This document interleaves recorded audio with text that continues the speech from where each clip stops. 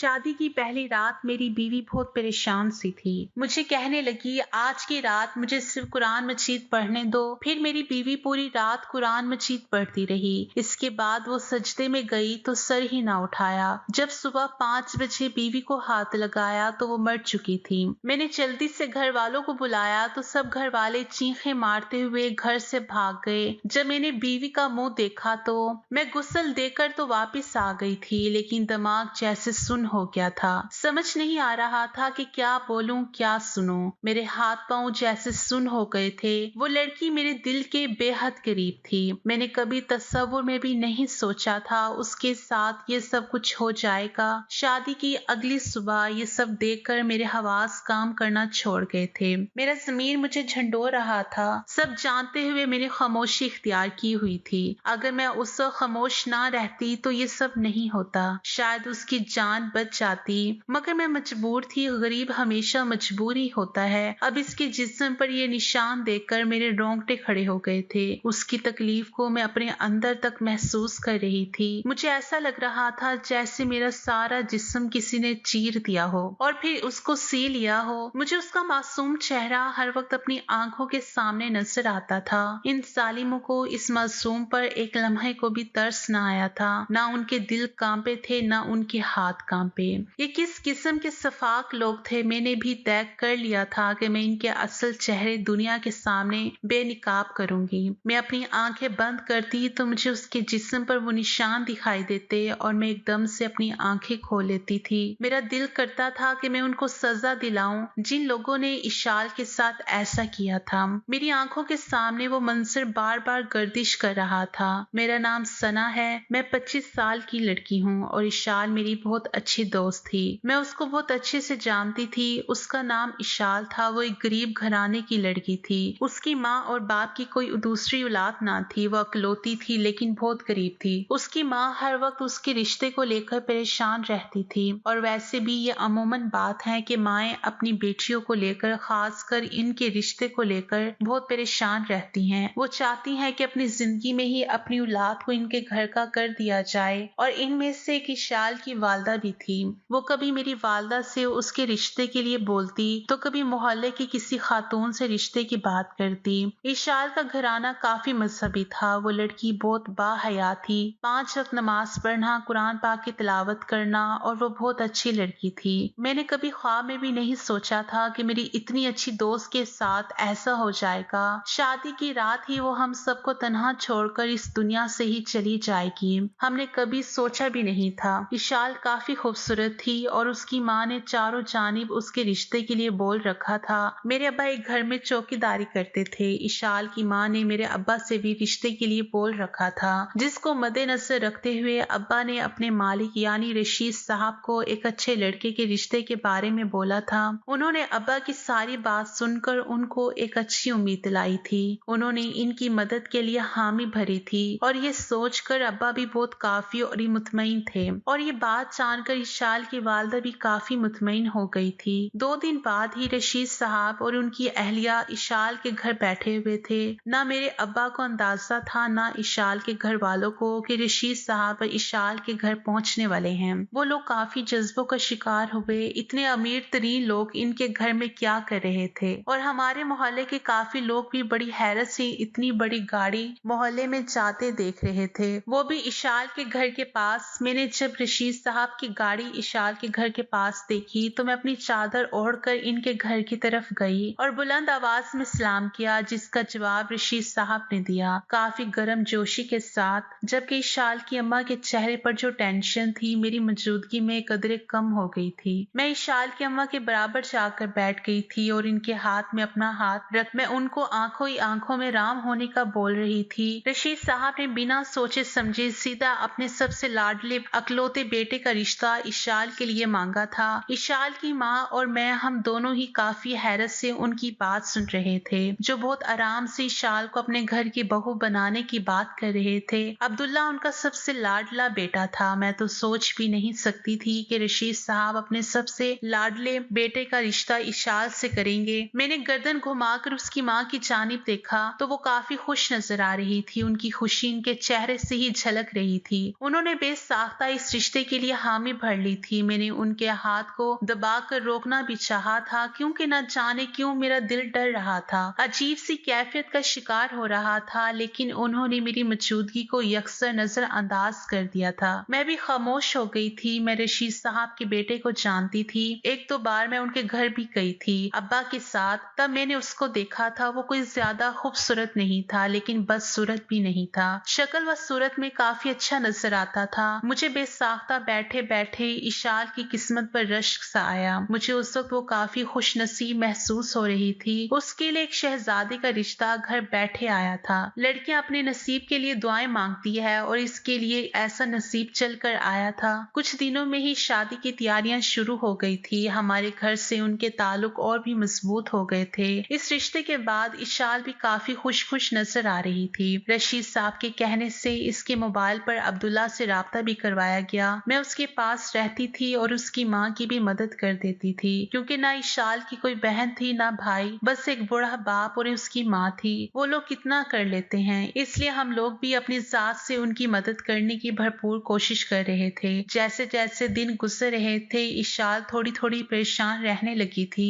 इसके चेहरे पर पहले दिन वाली खुशी कहीं गायब होने लगी थी। मेरे कई बार पूछने पर वो कुछ नहीं बता पाई थी। मुझे भी उससे ज्यादा पूछना अच्छा नहीं लग रहा था, इसलिए मैं एक दो बार पूछकर खामोश हो गई थी। दिन गुजरते गए और मेहंदी का दिन आ पहुंचा। इशाल के चेहरे की रौनक कहीं दूर जा सोई थी। मुझ समेत घर के तमाम लोग इस चीज को महसूस कर रहे थे, लेकिन कोई भी इससे पूछ नहीं रहा था। हम सब आज दूल्हा के घर मेहंदी की रस्म में जा रहे थे। सब अपनी अपनी तैयारियों में मसरूफ थे। मैं थोड़ा फ्री थी। मैंने सोचा क्यों ना इशाल के पास थोड़ी देर बैठ कर आती हूँ, इसको अच्छा लगेगा। पता नहीं अब कब मुलाकात हो। मैं उसके कमरे में दाखिल हुई तो वो फोन हाथ में पकड़े रो रही थी। मैं घबरा कर उसकी जानिब बढ़ी और उसके कंधे पर हाथ रखकर पेशानी से पूछा, तुम ठीक तो हो ना इशाल, ऐसे क्यों परेशान हो? वो मुझे खाली खाली निगाहों से देख रही थी। मुझे महसूस हो रहा था वो मुझसे कुछ छुपा रही हो, लेकिन जवाब नहीं देना चाहती। उसने बिना कोई जवाब दिए मेरी जानिब से रुख मोड़ लिया था।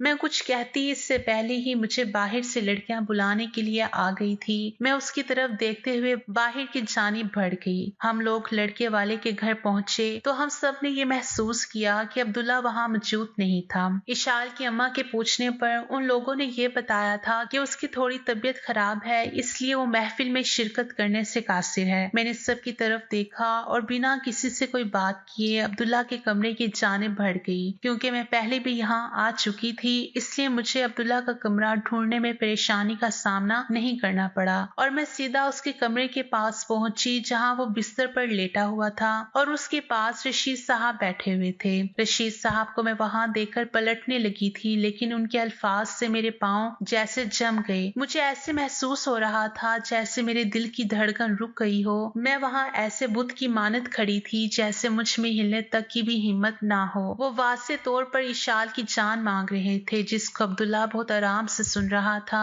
मैंने पथराई आंखों से उनकी जानिब देखा। मेरा जिस्म ढीला पड़ गया था। मैं बेसाख्ता घुटनों के बल जमीन पर दराज हो गई। मेरे गिरने की आवाज पर दोनों बाप बेटे ने मुड़कर मेरी जानिब देखा। मैं वहां से निकलती इससे पहले ही मुझे रशीद साहब ने मुझे पकड़ लिया और घसीटते हुए कमरे में ले आए थे। मैं शोर मचाना चाहती थी, लेकिन उन्होंने अपना भारी हाथ मेरे मुंह पर रखा हुआ था, जिसके बाइस में बोलने से कासिर थी। मैं खुद को छुड़वाने की हर मुमकिन कोशिश कर रही थी, लेकिन वो मुझे छोड़ने पर हरगिज रजामंद ना थे। उन्होंने तैश से मुझसे कहा था। मेरी समात में आज भी वो अल्फाज किसी हथौड़े की मानद गूंजते थे। मुझे उनका एक एक लफ्ज याद है। उन्होंने कहा था कि अगर तुमने एक भी लफ्ज किसी से कहा तो मैं तुम्हारी जान अपने हाथों से लूंगा, तुम्हारी सांसें निकाल लूंगा, तुम्हारे जिस्म का एक एक हिस्सा कई टुकड़ों में काट कर कुत्तों के आगे डाल दूंगा। मैं फिर भी उनकी बात की नफी करती रही। मैं सब कुछ बताऊंगी। मैं नीचे जाकर आपकी और आपके इस बेटे की असलियत सबको बता दूंगी।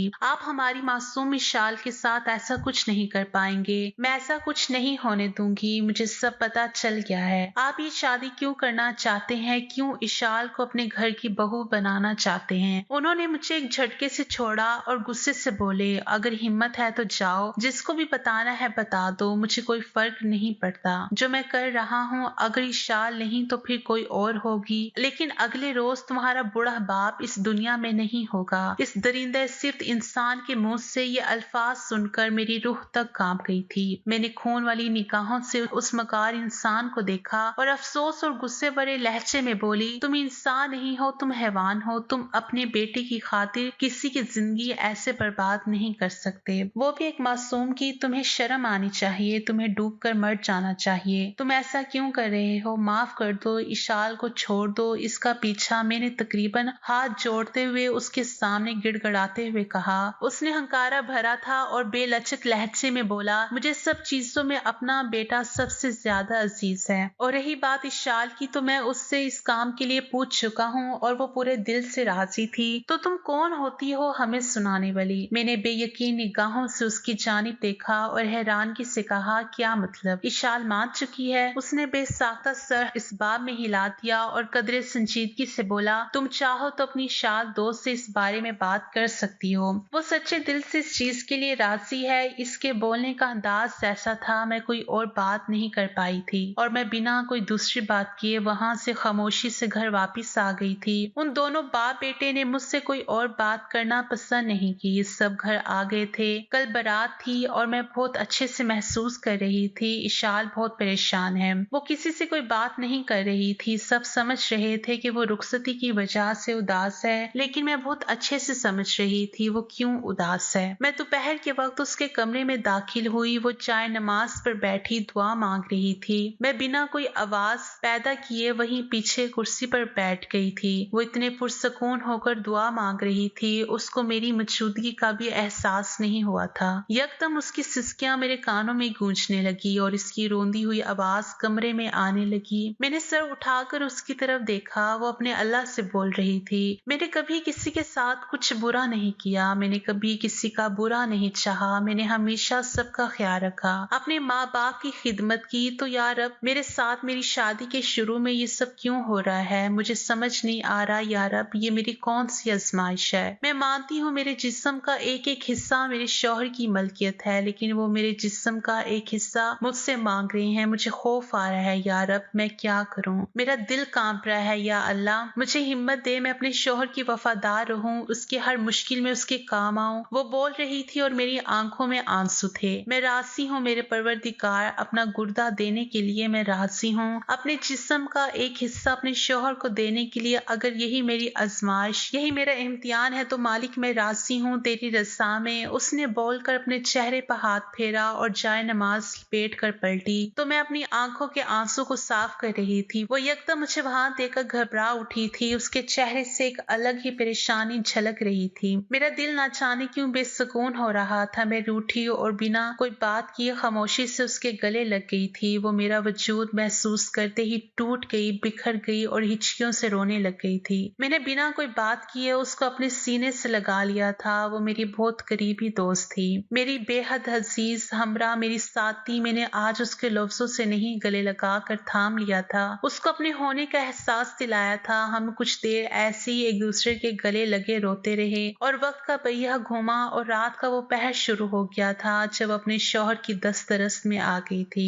माँ बाप का घर छोड़कर पिया घर चली गई थी। मुझे आज भी वो रात याद है जब उसकी आधी रात को मेरे पास कॉल आई थी। मैंने घबरा कर मोबाइल उठाया था। जिस बात का मुझे डर था वो चीज अब मेरे सामने आ रही थी। वो रो रही थी फोन पर, उसको डर लग रहा था। वो बार बार बोल रही थी, मैं मरना नहीं चाहती हूँ, मुझे अभी जीना है, मैं अपनी जिंदगी जीना चाहती हूँ। वो बार बार एक ही बात बोल रही थी और चंद सेकंड बाद कॉल किसी ने काट दी थी। मेरी वो रात किसी अज़ियत से कम ना थी और सुबह उसकी मौत की खबर ने मेरे कदमों से जमीन खींच ली थी। मुझे महसूस होता था जैसे किसी ने मेरी रूह मेरे जिस्म से खींच ली हो। महसूस होता था जैसे किसी ने उसकी मौत की खबर नहीं, मेरे कान में पिघला हुआ शीशा उंडेल दिया हो। मैं बदहवास उसके ससुराल की जानिब भागी थी। वहाँ एक रोना पीटना मिचा हुआ था। हर जगह चामगोइयां हो रही थी। नई नवेली दुल्हन शादी की रात इंतकाल करके ये कोई आम बात ना थी, सबके लिए ये एक अनोखी सी बात थी। मैं बिना किसी के परवाह किए रशीद साहब की जानिब बढ़ गई, लेकिन मैं उन तक पहुंचती इशाल को गुस्ल देने के लिए खवातीन को बुलाया जा रहा था। मैं उसकी दोस्त थी, इसलिए मुझे उसकी माँ और मेरी वालदा को और वहाँ के कुछ मोअज़्ज़िज़ खवातीन को गुस्ल खाने की तरफ पहुंचा दिया गया। जब उसको गुस्ल देना शुरू किया तो वहाँ पर मौजूदा सारी खवातीन बेसाख्ता उसके पेट पर मौजूदा निशान को देखकर घबरा कर पीछे हो गई थी। उसके पेट के अंदर 2 साइडों पर ऑपरेशन के निशान थे जो काफी ताजा मालूम हो रहे थे। मेरे लिए ये एक और झटके की बात थी। मुझे अभी तक ये मालूम था कि इशाल ने अपने बीमार शौहर को एक ही गुर्दा अतिया किया है, लेकिन यहाँ मेरे लिए ये एक हैरान कुन बात थी। वहाँ 2 निशान थे, यानी रशीद ने झूठ कहा था और उसने इशाल का एक नहीं दोनों गुर्दे निकाल लिए थे। वहाँ पर मौजूद सब लोग उसके पेट पर निशान देखकर तौबा कर रहे थे तो कुछ समझने की कोशिश कर रहे थे। उसका पेट दोनों तरफ से चीर कर सिया गया था। ऑपरेशन के निशान ताजा थे, इसके टांकों से खून रस रहा था। मैंने तकलीफ की शिद्दत से अपनी आंखें बंद कर ली थी और सोच रही थी कि इशाल को कितनी तकलीफ हुई होगी।